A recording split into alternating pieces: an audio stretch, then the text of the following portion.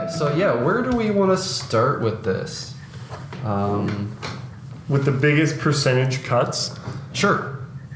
So I don't know everything, but this is just based on the basic information that a lot of sources have been putting out. So it seems to check out. But ooh, actually, before we do that, let's talk about Meals on Wheels. Meals on Wheels, yeah. Well, yeah. Go ahead. So, well, you mean the Democrat slush fund? I'm kidding. Go ahead. I heard about all these, like, oh, he's canceling Meals on Wheels, and basically he hates senior citizens. Old people. Yeah, which was very reminiscent of Hitler. Actually, Hitler killed old people. I knew it reminded me. He of at least wanted to. I don't know. Sure. But no, it reminded me a lot about when Republicans were like, "Oh, Obamacare, death panels." Sure enough, it turns out like the federal budget, what the government gave to Meals on Wheels was only 3% of Meals on Wheels operating budget. Federally, right? Yeah. And they've seen like a 50x increase in their donations since that happened. So Meals on Wheels is not dying. You're welcome. Trump hat. So yeah. Quite literally, Trump helped Meals on Wheels. Oh yeah. Whether he wanted to, he probably didn't want to, but Well, I mean, listen. Yeah, so you can talk about whether you think that's something the federal government should be doing or not. You can tell by the way I said that I do not think that it is. But it's important, I think, and obviously the reason why you just said that was to point out that this has been wildly overblown. Yeah. Oh yeah. Right. And there's different types of lies or non-truths, and anything like how you're framing something, the types of words that you say, or omitting something, all sorts of things, and misdirection. Like, this has happened. All of the above happened with this. Like people would say. It would be technically true, where they would say, oh, he completely cut the budget for Meals on Wheels.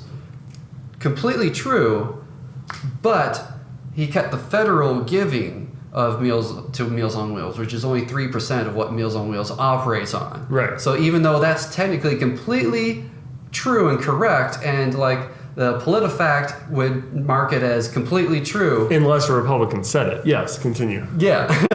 True. Right. We've seen those, yeah. But, you have that, but then you also have people who, like legitimate news organizations saying he is some variation of he's ending Meals on Wheels. Right. He's killing Meals on Wheels. Right. Like your grandma will die because of Trump. Yep. And then not only that, but then there's the whole other level of this is a proposal. It's not that he's actually he can't unilaterally say, I'm cutting this funding. This has to go through Congress, right? Well, in general, a budget, yes. There are various degrees of things that a president can do on their own. I do not know right now whether Meals on Wheels is one of those things. Okay. So maybe that is not necessarily as... I don't know. But, okay. But in general, yes, this is a budget proposal. Right, this is what the president would like to see happen.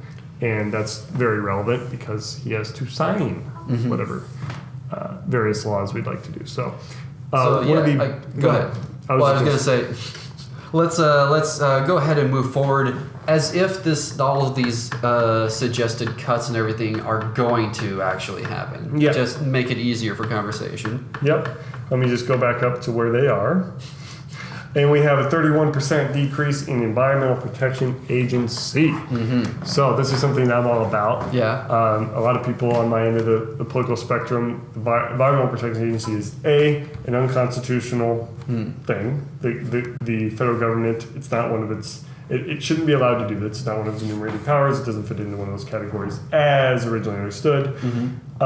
It is constantly transgressing on the property and individual rights of individuals and costs the economy a lot along the way. So to me, this is something where I'm upset that that number isn't 100%, but I'm happy that it's 31%. And guess what? I still think that treating the environment well is important. And I can still believe both those things. But I won't explain that now. So that's my thought on that. Okay.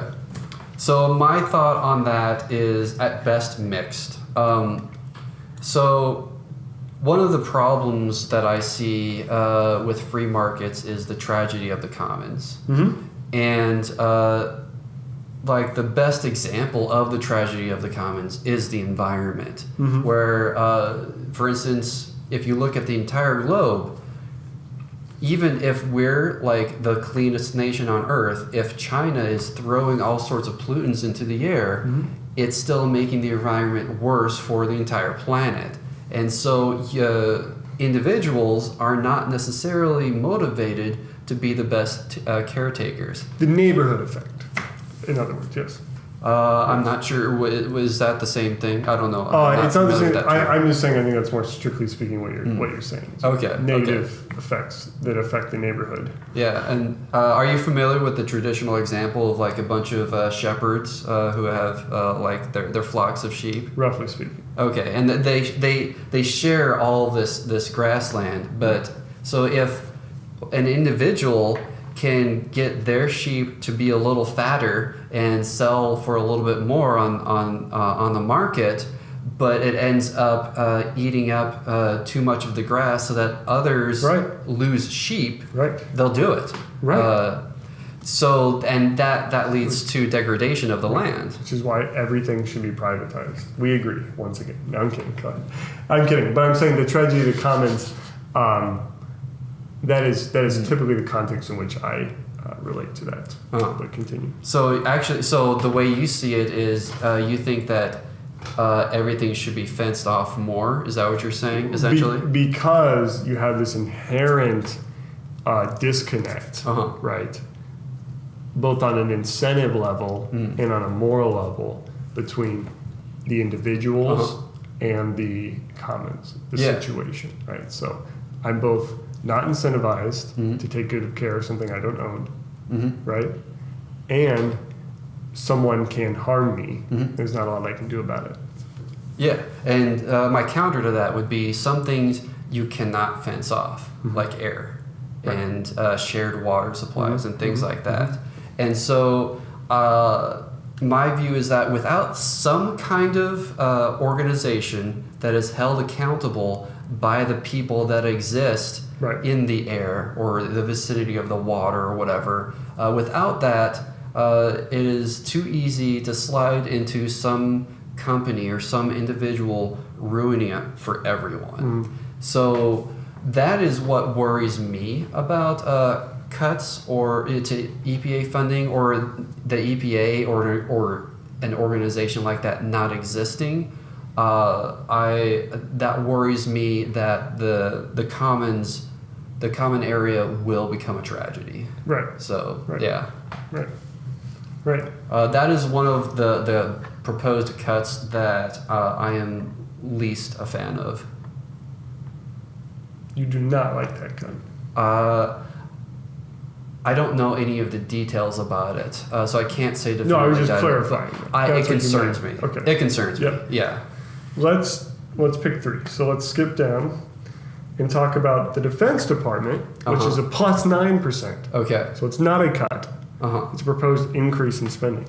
It's also important to realize we're talking in this chart, in this instance, in this example, about percentages, not about the actual dollars represented. True. Right. And so in this infographic, it's the EPA lost or would lose $2.6 billion. Correct. And the 9% increase in spending constitutes? Here it says 10%. It's probably rounding up versus down, but $52.3 billion. Right. So a much larger boost than loss when you're just comparing side by side those two individual things.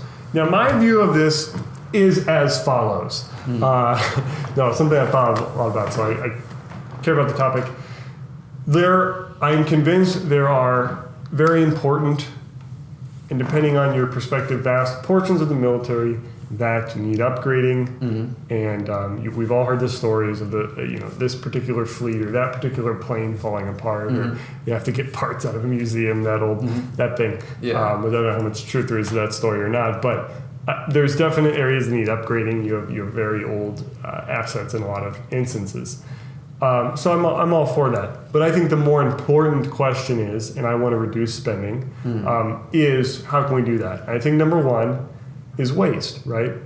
I think the Pentagon gets away with murder, right? In part because the military, not the point I was making, but yes. In part because of the military-industrial complex and its power in Washington. But in part just because, it's like this coddled thing that my impression is that it isn't taken to task like it should in the budget department. We've all read the stories of like, there's this, they misplaced $1 trillion, or they, it seems like, and there's a lot of waste and insufficient auditing of things, some people argue. And so, and just by nature of it being one of the largest sectors of government, even if you think government departments and areas are equally wasteful, it's going to have the most waste, right? Like just as the nature of it being so large, right? It may have a disproportionately high amount of waste. I don't know. My point is, I'd like to see that cut, and you can do that with efficiency increases and, of course, various reductions in other areas. So that's the number one thing I'd like to see. Yeah. And I know Secretary of Defense Mattis has spoken at least somewhat. I saw some of this in his testimony from Congress about that issue, right? About the desire to do that. Now we'll see whether that materializes, but that'd be nice. Number two, it is very expensive to deploy the kind of force we do around the globe and ask it to do what we ask it to do. Yeah. Right? To be able to put boots on the ground or whatever. I don't remember the stat right off the top of my head. One of you can comment on it and tell me, but X number of soldiers can be deployed in Y number of hours anywhere in the globe. And it's a decent sized amount of soldiers and it's a pretty low amount of hours, right? And so that and all, it's being asked to do a lot. That's expensive, right? So what I believe is we need to ask it to do less or a different amount of thing. And in my argument, a more important amount of thing. Directly defending our nation in its direct interests. I don't think we should be policing the world. Now, if you do both those things, efficiency increases and waste reductions, and emission realignment, recalibration, you can cut a heck of a lot and still make sure you have the finest equipment. And so that's my argument here is that it's a sacred cow that you're never allowed to cut, especially on the Republican side of or primarily on the on the Republican side of things.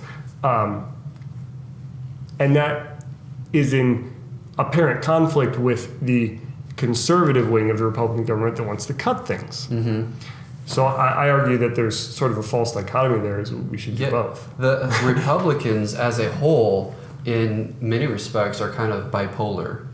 Because you simultaneously have people who are huge hawks and no amount of defense spending can ever be enough. Sure, I agree. But you also have another wing of the party that you could never cut enough because of fiscal conservatism. Yeah, no, and there is battles within the party about that, but there's even between both parties that go on to get along type of attitude, especially because of the way it's politically framed and the current discourse in our nation about the military. Because you don't want to not fund our troops, do you? Right? You don't want to help terrorism. That tends to be the argument that wins out on the right. On the left, it's more like you don't want to kill more babies, do you? Or you don't want to be a xenophobic nationalist, do you? No, I don't. Let's cut the military then. Right. Yeah. Right. So that's my view on that. What do you think about the plus 9 or 10% in defense spending? Yeah. So proposed? I heard two things that you said. One was there's lots of inefficiency and spending that doesn't necessarily need to be happening because they're just throwing money around, making it rain. The other was questioning the mission. Have we suffered from mission creep? Are we going out of scope? And so I would say, and I think those are both very good concerns. The first one, the inefficiencies going on, I think that is something that happens in every agency, but I do think that it's particularly pernicious in the defense agency area because, like you said, it's a sacred cow, and there's so many companies and jobs that depend on it in such a way. Have you seen like how they've broken down like a Boeing jet, how it gets made? It literally, the parts are assembled in like 20 different states so that they can get all that pork money in from all those different states, and then it's put together and shipped. So it's not efficient. You should be doing all that in one place. It's not. Yeah. And the way that bureaucracies work, unfortunately, is you don't just go in, at least huge ones like the United States government, you don't just say, okay, we're going to be more efficient. We're going to go through the books and everything. You either you become more efficient by increasing or decreasing budgets and getting rid of this program, which is very inefficient when you think about it, but it's how large bureaucracies of humans work, unfortunately, because all of them have their own momentum. Yeah. You can't slow them down to a reasonable speed. You have to just kill them or feed them. It's difficult to cull them. To shave them off. So unfortunately, changes have to occur in large shifts typically. Right. So like in that respect, this number, whether it was like positive 20% or negative 40%, wouldn't necessarily tell me if they're getting at the efficiencies right. And I don't trust Trump actually to get that right.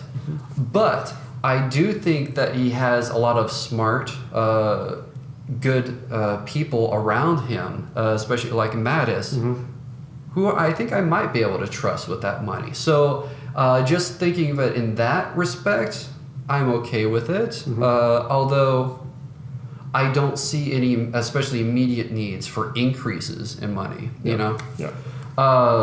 Now, as far as the mission, I think there we have different ideas of what our mission is or should be. From you and I do? Yeah. Okay. Like from a perspective of where I would like the world to be and everything, ideally we would only need to worry about our own defense, and everyone else can take care of themselves and everything.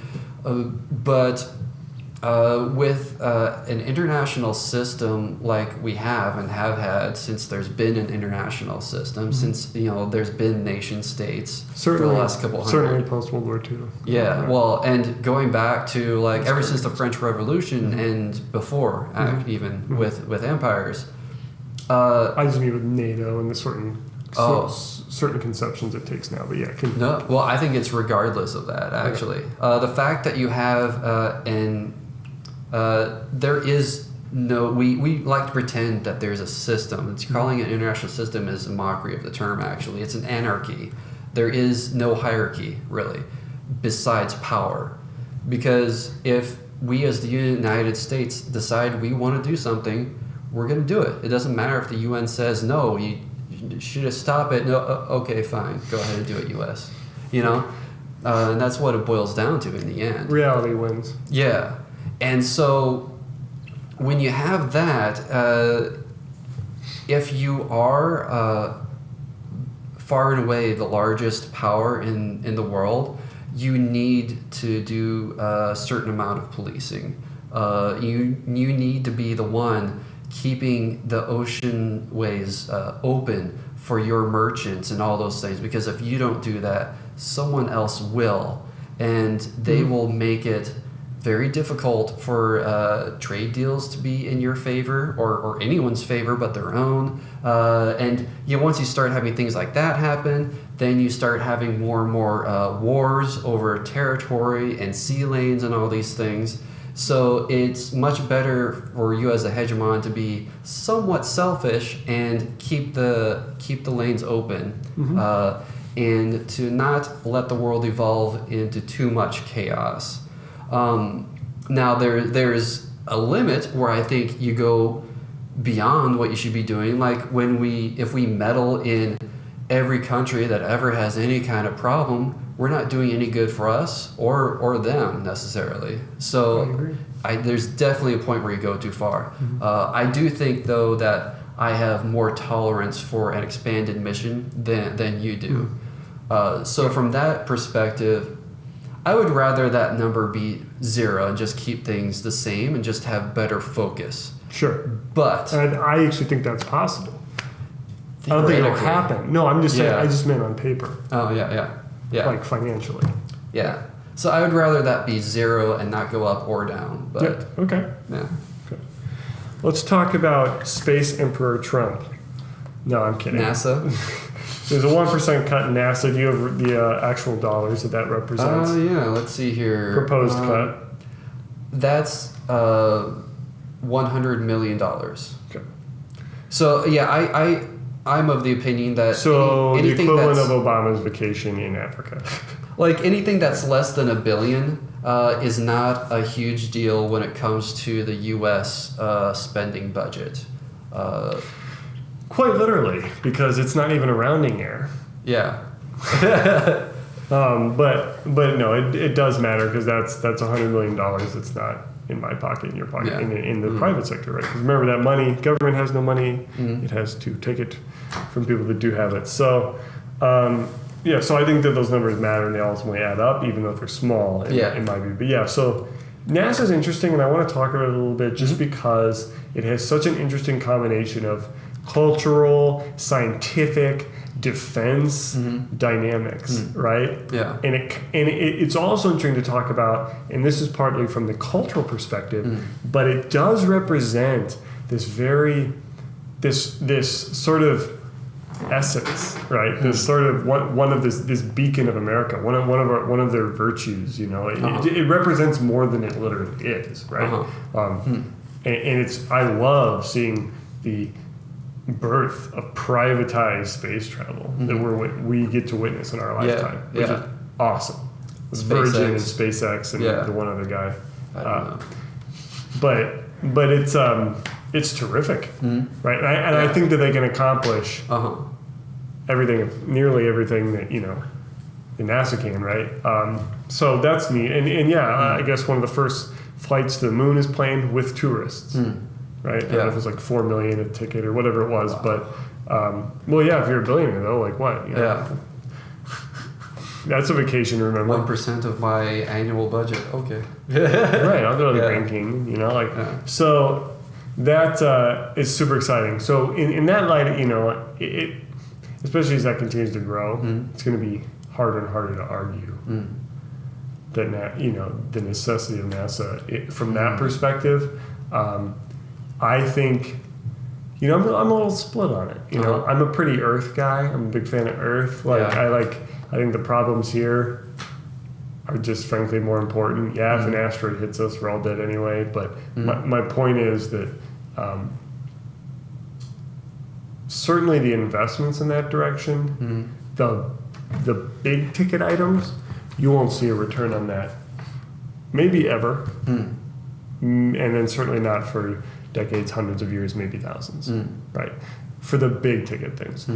In the pursuit of those things, like colonization, and these things, in the pursuit of these things, there are returns on that investment technologically. There are, right? Yeah. So you still get advantages on the way, but kind of like the full realization of a lot of those big ticket items that people use to justify to talk about NASA, like, oh, but we've got to be able to redirect asteroids so they don't,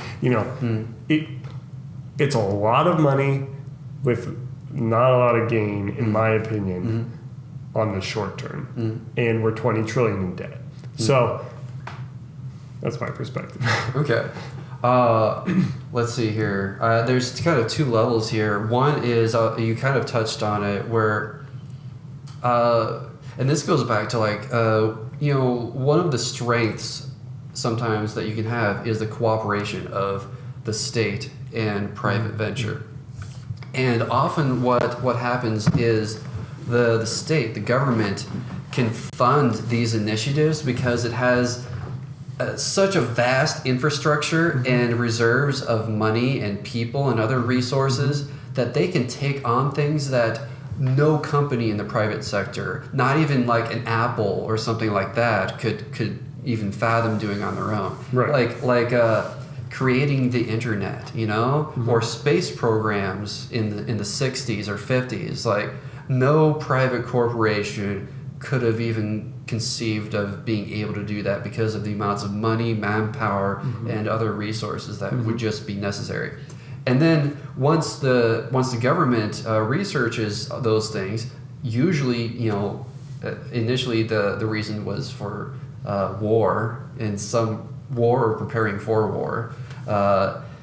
Once they've used it for their purposes, the private sector uses them, and you know, Apple comes out with the iPhone, for instance, from you know all these other technologies that the government came up with initially, or the government came up with or funded through university research. And NASA is one of those sources of these technologies that then private enterprises were able to use, including space flight itself. I think that there is still a place for NASA for government sponsored space travel, because even though we're on the cusp of being able to have private companies travel to the moon and stuff like that, perhaps build like and then we have all sorts of private satellites, you know, spinning around the Earth. But things that are more difficult, like if we want to have manned missions to Mars, or if we want to send more satellites to the moons of Saturn or outside of the solar system, that becomes like no private company will do that.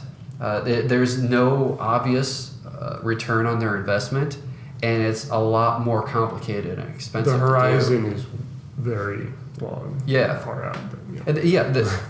There's no reason why they would do that.